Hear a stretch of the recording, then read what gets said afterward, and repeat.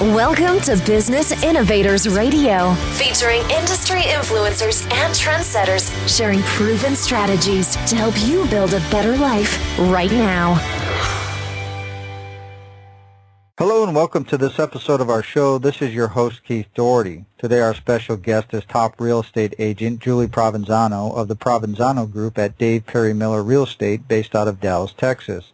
Julie is a licensed real estate broker with 14 years of experience in the business. She has been featured on HGTV's Real Estate Intervention as an industry expert and has been highlighted in top publications including the Wall Street Journal, D Magazine, Texas Monthly, and Modern Luxury. In 2012, she was named the official real estate agent for the Dallas Stars NHL team and handles all residential transactions for players and team personnel. Her team of agents at the Provenzano Group has closed $95 million worth of sales in the past 2 years.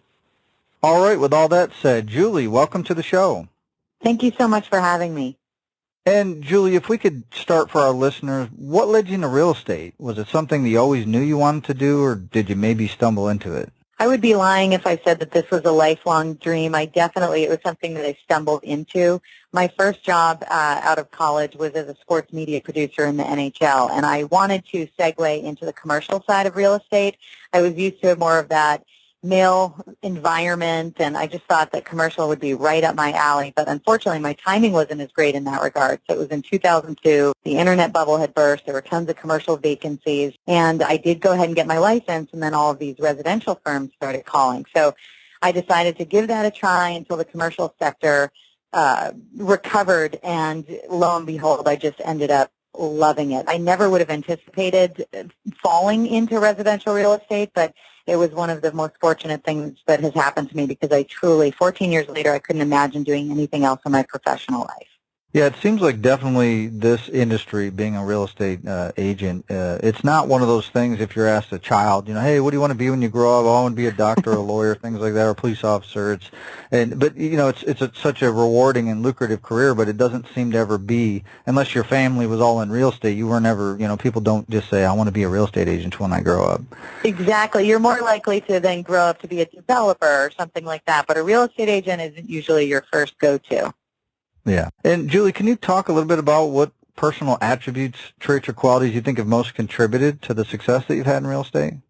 Sure. I think some of it's hindsight's 2020, but I think one of the things that I've loved the most, that's been the most rewarding out of 14 years of doing this, is the fact that it is so relationship-based. And I think for me, that's a skill set of mine. I'm someone who builds relationships, and when I sell people homes, it's not one of those where it's, okay, call me in 5 years and when you've outgrown this. I want to be a resource for the people throughout their whole ownership period. So whether they need an electrician or they consider to do an addition or a renovation and they want to get a sense of what does this mean for resale and how do I get some money back off of this, I like to be a part of that process. So, and you develop friendships along the way. So I'd say probably 75% of my social circle are people that I met through the business, whether it was colleagues or clients. And I think that has allowed me to build a real community, and it's served me well just in terms of the referrals I've gotten from those people over the years. Excellent. And you mentioned a few examples there, but you think give our listeners maybe another example of when these traits have played a role in your path toward success? Sure. I think that on top of being someone who's focused on relationships, I'm fairly outspoken as well, and I think that builds credibility with my clients. I probably spend as much time, if not more, talking a client out of a home as I do into a property. So there are sometimes that when people are looking at a home, they can really like something that kind of clouds their judgment maybe, and then I need to point out to them some other things that they need to consider for resale, some of which may be a handicap that can be easily fixed, and something that could be a location issue that they're going to have a tough time with on resale. So I think that when, as an agent, if you can build that credibility with the client through telling your opinion and having an educated opinion about it and then building that trust and rapport with them, I think that it helps tremendously. So I've done that many times over the years, and some of it is my clients kind of get a kick out of it. Well, whose money are we spending here? And I'm like, yours, but I want to look like a hero in 5 years, not a jerk. Excellent. And Julie, I think whenever somebody builds a successful career in a business, that sometimes getting there isn't always an easy path. Sometimes there's bumps along the way. Can you talk about some of the adversities and trials that you've had to overcome in order to achieve your goals? Absolutely. I think that one of the funniest things for me, just looking back on my career, is when I got my license, within 6 weeks I sold a home, and I think it was, if I remember, I think it was about a $530,000 home in Old Town Alexandria. And this was 6 weeks in. It was probably the biggest check I'd ever received in my professional career to date, and just one check. And I started doing the mental calculus, and I was like, I'm going to be rich. This is amazing. And the best thing that could have happened to me was it took me 6 months to sell another home.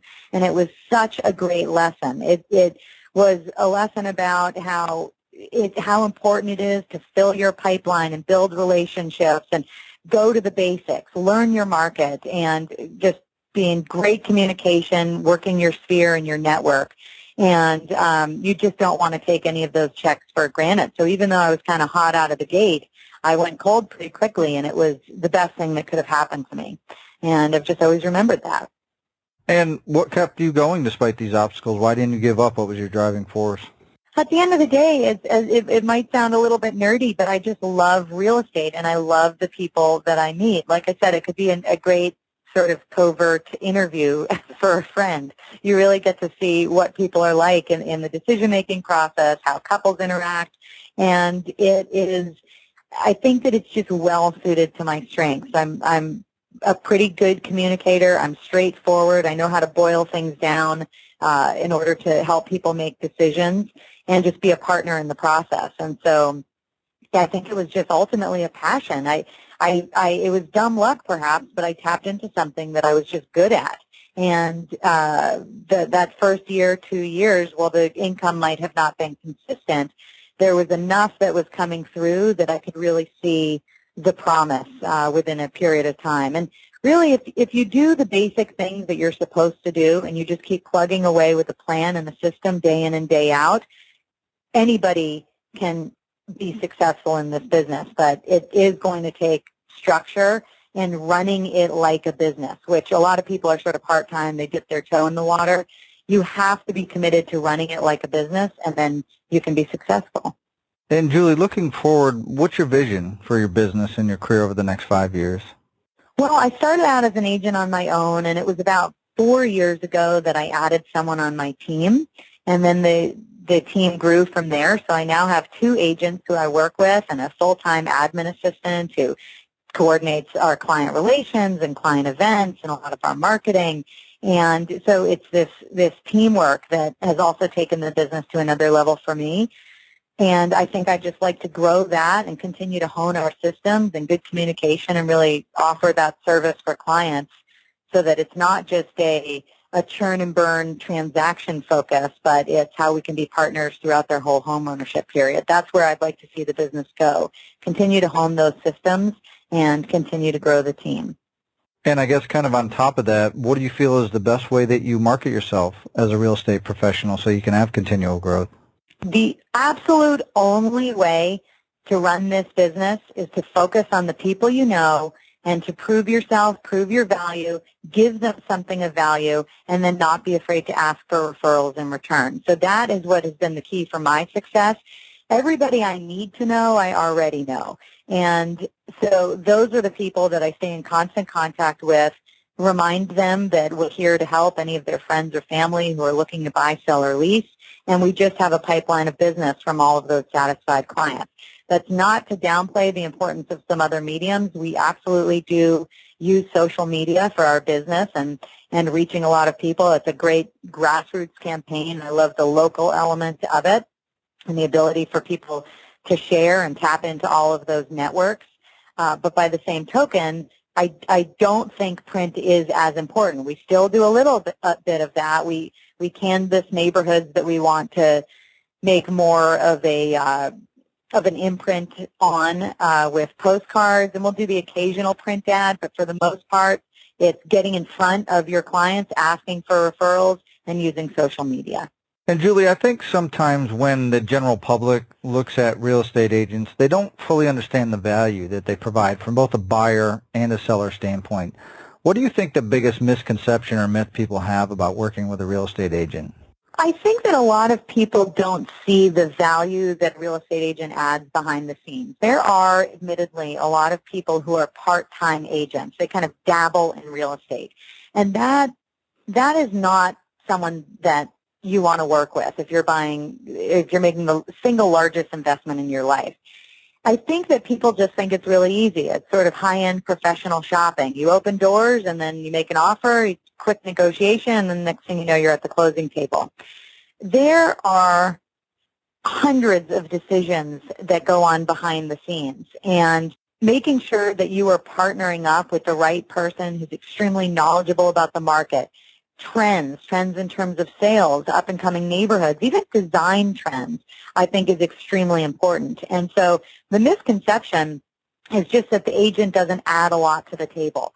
But if you're working with the right person, when you're at the closing table, you couldn't have imagined doing it without. And an agent really protects their client in the process, regardless of whether they're a buyer or seller.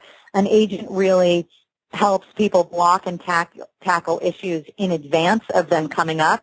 And the right agent helps to answer a question before the client even knows to ask it, and it just can make the process so smooth.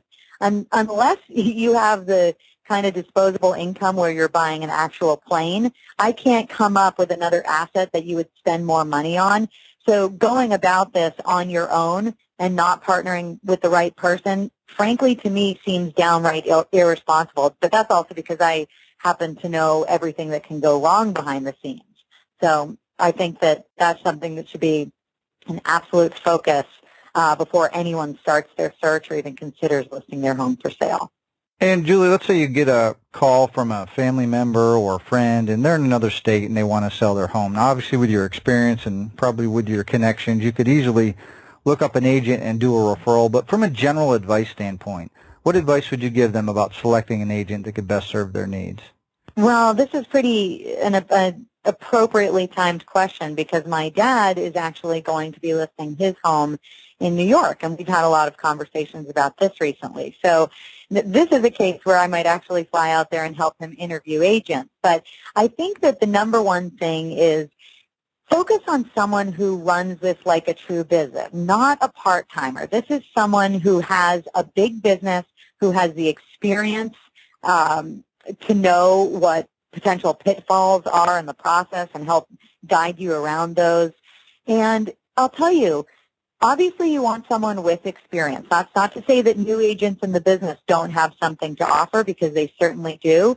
But on the flip side, sometimes the people who are the most dominant in a marketplace, that's not necessarily always the people you want to go with, because those people sometimes, to their credit, they can run a really impressive machine and they can have their systems down, but that's not necessarily the person you'll be dealing with throughout your transaction and the marketing process of getting your home listed and sold. So I think that interviewing someone who has a similar communication style to you, who responds quickly, who is forthcoming with really good, tangible information about the marketplace, suggestions about staging, I think there is a great opportunity to take your time, learn about, I'd say interview 3 different agents and see who you're the best fit with. But use that period to kind of test them and see how quick they are with their responses and how well they communicate and come up with ideas. Excellent. Great advice there, Julie. And obviously you're based out of the Dallas, Texas area. And if somebody's looking for real estate services or an agent in that general area, what's the best way they can find out more information about you and how you can help them? Well, my team is called the Provenzano Group, and we have a wonderful website where we update our blog a couple times a week with great information for clients and people who are considering buying and selling. So you can find us at provenzanogroup.com, or, of course, through my cell phone, 214-315-4315. Excellent. Well, Julie, obviously want to thank you for taking time out of your schedule to come here and share all your professional real estate experience with our listeners. And if you're listening and you want to learn more about Julie, obviously you can go to her site, like she said, Also, below this interview, we'll have a link to her site and any other contact information we have so you can see how Julie can help you with your real estate needs. So with that said, everybody, until our next show, have a great day, and we'll talk to you soon. Thanks for listening to Business Innovators Radio. To hear all episodes featuring leading industry influencers and trendsetters, visit us online at businessinnovatorsradio.com today.